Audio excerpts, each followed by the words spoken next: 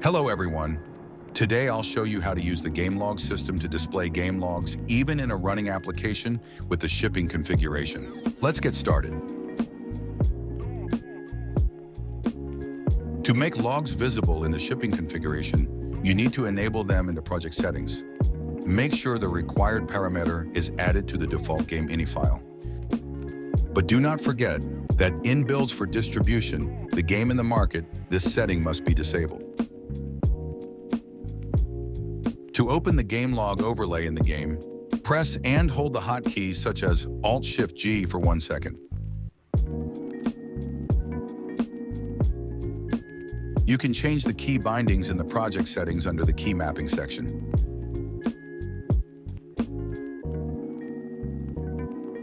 For the GLS system to capture logs in the shipping configuration, you need to use the GLS log macros instead of standard Unreal Engine log. Don't worry, this is completely safe and does not impact the application's performance. You'll need to include the required header file GLS macroses and link the GLS module to your module where you plan to use GLS log.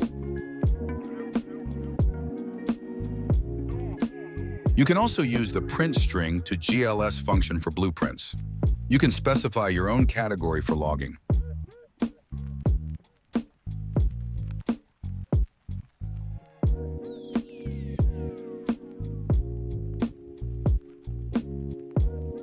All that's left is to build your project in the desired configuration and enjoy seamless debugging directly in the game during gameplay.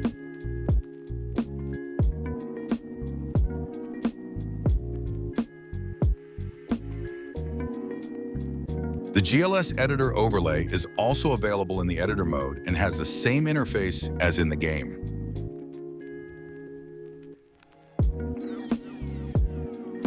Open the overlay in the game and take advantage of convenient log filtering by categories, verbosity levels, classes, objects, custom tags, or even sort logs by functions. Good luck with your debugging, and see you next time.